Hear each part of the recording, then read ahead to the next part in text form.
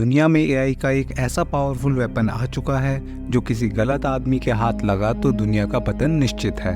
MI6 agent Ethan Hunt को इस चीज का बखूबी पता है, इसलिए वो नहीं चाहते कि उसके अलावा ये किसी के हाथ लगे।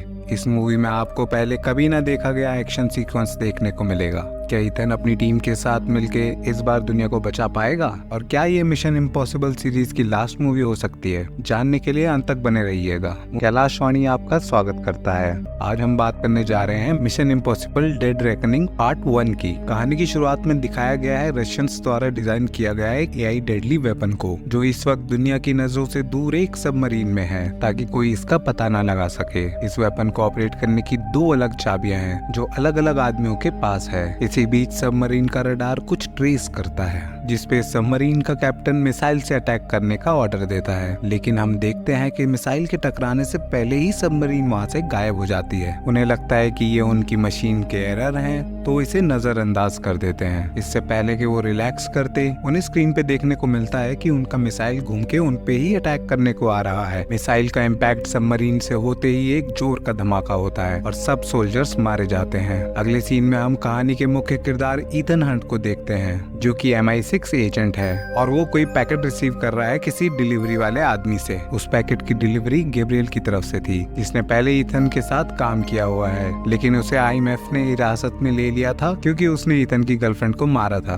उस पैकेज में एक कैसेट थी जिसकी रिकॉर्डिंग में गैब्रियल ईथन को उस एआई वेपन की एक हिस्से की चाबी लाने को कहता है, जो कि उसकी दोस्त इल्सा के पास थी, जिसपे $50 मिलियन का इनाम रखा हुआ है सरकार ने। इसी कारण कई कॉन्ट्रैक्ट किलर उसके पीछे पड़े हुए हैं, और अगर ईथन चाहता है कि उसकी दोस्त जिंदा रहे तो उसे खुद जाके चाबी लानी पड़ेगी। अगले सीन में हम इल्सा को एक रेगिस्तान में देखते हैं, जहां वो उसको पकड़ने आए लोगों को एक एक करके शूट कर रही है, लेकिन दिखाया जाता है कि इस मुठभेड़ में इल्सा भी जिंदा नहीं बच पाती। कुछ दिनों बाद सभी देश की सीक्रेट एजेंसी के डायरेक्टर्स की मीटिंग द कम्युनिटी ग्रुप के एक एजेंट से होती है, जिसका नाम डेलिंगर है, और वो सबको उस डेडली वेपन के बारे में आगाह करता है, और साथ ही साथ ये बताता है कि वो एआई वेपन खुद ब खुद ऑपरेट कर रहा है। इसलिए स्टार्टिंग में देखे हुए सीन में हमने देखा था कि उन रशियंस की मिसाइल ने उन पे ही कैसे अटैक किया था। वो एआई वेपन खुद डेवलप हो रहा है और पूरी दुनिया के सर्वर्स को ऑपरेट करने लगा है। इतने पावरफुल वेपन को कंट्रोल करने के लिए उन दोनों चाबियों की जरूरत है,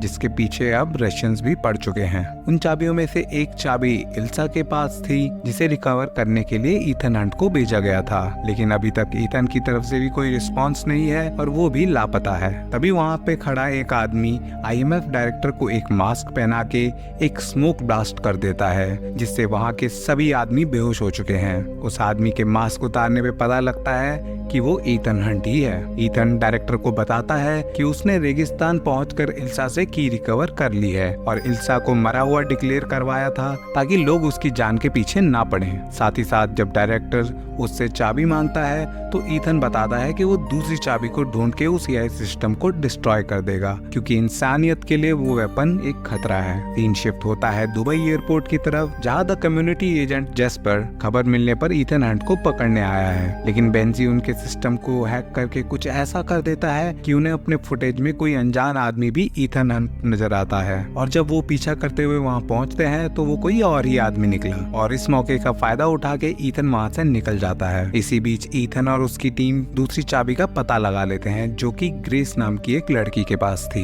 ग्रेस एक शातिर चोर है और ईथन उससे चाबी ले लेता है, जिसके एक्सचेंज में वो अपना लाइटर उसकी पॉकेट में डाल देता है। तभी वहाँ बेंजी को एक बॉम्ब के बारे में पता लगता है और वो उसे डिफ्यूज करने में बिजी हो जाता है, और जेस्पर के आदमी ईथन और ग्रेस को पकड़ने वहाँ पहुँच चुके हैं। ईथन को घबराया हुआ देख ग्रेस मौके का फायदा उठाती है और चाबी लेके वहाँ से गायब हो जाती है। ईथन को तभी अपने स्पेशल क्लासेस के थ्रू गैब्रियल की झलक देखने को मिलती है और वो अपनी टीम को वहाँ से बाहर निकलने को कह देता है। दूसरी तरफ हम देखते हैं पुलिस ग्रेस को पकड़ लेती है और उन्हें उससे फर्जी पासपोर्ट और ढेर सारे पैसे भी बरामद होते हैं, जो कि बाद में ईथन हंट ही निकलता है। ईथन ग्रेस से पूछता है कि उसे किसने हायर किया है इस जॉब के लिए, तो बताती है कि किसी अनजान इंसान ने उसे ये काम सौंपा था, जिसके बाद वो इस चाबी को बेचने वाले थे क्योंकि इस चाबी की बहुत हाई डिमांड है और उन्हें इसकी मुंह मांगी कीमत मिलने वाली थी। लेकिन एक बार फिर ग्रेस ईथन को चकमा देके वहाँ से भाग निकलती है। ईथन उसका पीछा करता है, तभी ग्रेस की गाड़ी एक माफिया से टकरा जाती है और वो पकड़ी जाती है। ईथन भी वहाँ मौके पर पहुंचकर ग्रेस को बचाने लगता है। तभी उन दोनों को जेस्पर के आदमी आके घेर लेते हैं।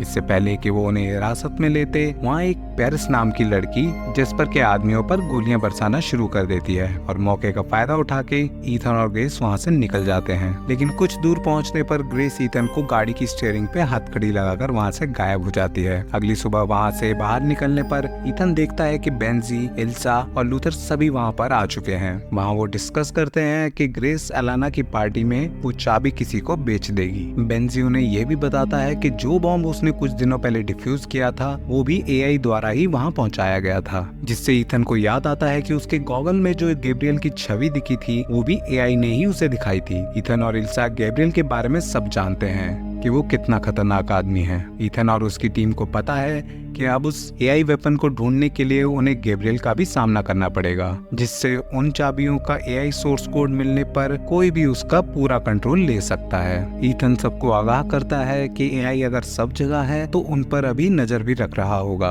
अगले सीन दिखाया गया है उस पार्टी का जहां ग्रेस की मुलाकात गैब्रियल से हुई। ग्रेस श्योर नहीं थी कि उसको टास्क देने वाला आदमी गैब्रियल ही है। वहीं वो पेरिस को भी देखती है और हमें पता चलता है कि पेरिस और गैब्रियल एआई के लिए काम करते हैं। इसी के साथ ईथन और इल्सा भी पार्टी में शिरकत करने पहुंच ही जाते हैं और उन सबको रिसीव करने वहां पहुंचती है पार्टी की होस्ट एलाना, जो कि एक रशियन ब्लैक मार्केट डीलर थी। उन सब के बीच हुई बातचीत से पता लगता है कि गैब्रियल ने एलाना को और एलाना ने ग्रेस को हायर किया था चाबी के काम के लिए। तभी एलाना के आदमी ग्रेस की चेकिंग करने को आगे बढ़ते हैं तो ग्रेस अपने हाथों की सफाई का इस्तेमाल करते हुए बहुत ही चालाकी से चेकिंग करते वक्त चाबी को उस आदमी की जेब में डाल के वापस निकाल देती है जब वो उसकी चेकिंग खत्म कर देता है। एलाना सभी को बताती है कि इस चाबी से एआई की एंटिटी को कंट्रोल किया जा सकता है। असल में एआई ही है जो इन सब से ये सब करवा रहा है। एलाना ग्रेस से चाबी मांगती है क्योंकि उसे उसका सौदा करना है और इसका बायर बखूबी जानता है कि इस चाबी से क्या क्या फायदे हैं। इसी बीच गैब्रियल सबको जान से मारने की धमकी देता है अगर उसे चाबी न मिली तो।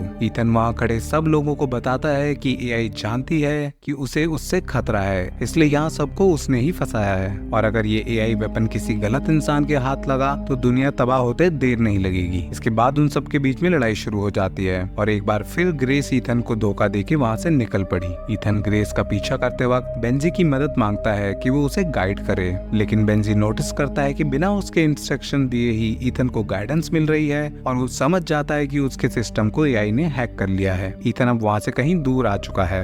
एआई उसे बताता है कि ग्रेस एलाना के पास उस पुल पे गई है। तभी पेरिस वहाँ पहुंचकर ईथन को रोकने की कोशिश करती है और उन दोनों के बीच बहुत देर तक लड़ाई होती है। लड़ाई के कारण पेरिस जख्मी हो गई थी और ईथन उसे मारे बिना ही वहाँ छोड़कर उसे उस पुल के लिए निकलता है जहाँ ग्रेस और गैब्रियल के बीच हाथापाई हो रही थी। इल्सा ग्रेस को बचाने के लिए बीच में आ जाती है और गैब्रियल उसे जान से मार देता है। इल्सा को मरा हुआ देख ईथन को बहुत दुख पहुंचता है। वहीं ग्रेस ईथन को बताती है कि चाबी अब गैब्रियल के कब्जे में आ चुकी है, जिसके बाद एलेना और गैब्रियल उस चाबी के बायर्स के पास एक ट्रेन में डील करने के लिए जाने वाले हैं। इल्सा की मौत के बाद ग्रेस भी ईथन की टीम में शामिल हो जाती है। बेंजी के प्लान के मुताबिक वे लोग ग्रेस को एलाना का मास्क पहना के उस ट्रेन में भेजने वाले थे। वहीं ईथन भी उसके भाई के चेहरे का मास्क इस्तेमाल करेगा। लूथर उन्हें बताता है कि जब उनके सिस्टम को एआई ने हैक किया था तो इससे पहले कि एआई सिस्टम को डिस्ट्रॉय करता, उन्होंने कंप्यूटर डेटा मिटाने से पहले ही बंद कर दिया था।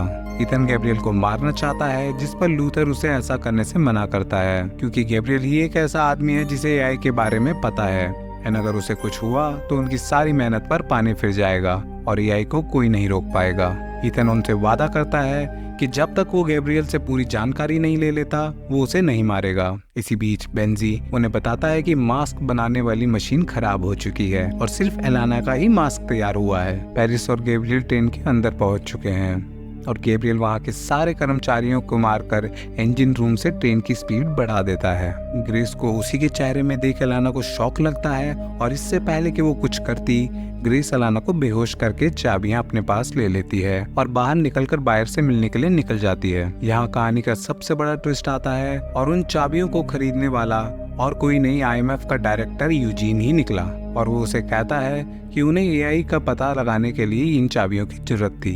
दूसरी तरफ पेरिस और गैब्रियल डेलिंगन से मिलते हैं और डेलिंगन उनके साथ काम करने की इच्छा प्रकट करता है। गैब्रियल उससे AI के बारे में जानकारी देने को कहता है, जिसपे वो बताता है कि रशियन ने एक बेसिक AI सिस्टम बनाया था जो कि सबमरीन में लोकेटेड था, लेकिन वो AI खुद ब खुद चीजें सीखने लगा और उसने खुद ही सबमरीन को ऐसे डिस्ट्रॉय किया कि खुद बच जाए और बाकी सारे लोग वहां मर जाएं। उस AI सिस्टम का बेसिक कोड ही उसी सबमरीन में था और उसी कोड के जरिए उस मशीन को कंट्रोल किया जा सकता है और खत्म भी। गैब्रियल को जैसे ही पता चलता है कि इस बारे में किसी को जानकारी नहीं है उन तीनों के अलावा, वो डेलिंगन को मार देता है। इसके बाद गैब्रियल पेरिस को भी मारना चाहता था ताकि उसके अलावा किसी के पास AI की जानकारी ना रहे, और उनकी लड़ाई में पेरिस जख्मी हो गई थी, लेकिन वो जैसे तैसे अपनी जान बचा लेती है। अगले सीन में हम एलाना को IMF चीफ से डील करते हुए देखते हैं चाबियों की। और अब आता है इस मूवी का बेस्ट सीन, जो कि 61 साल के टॉम क्रूज ने बिना किसी CGI के खुद ही परफॉर्म किया है।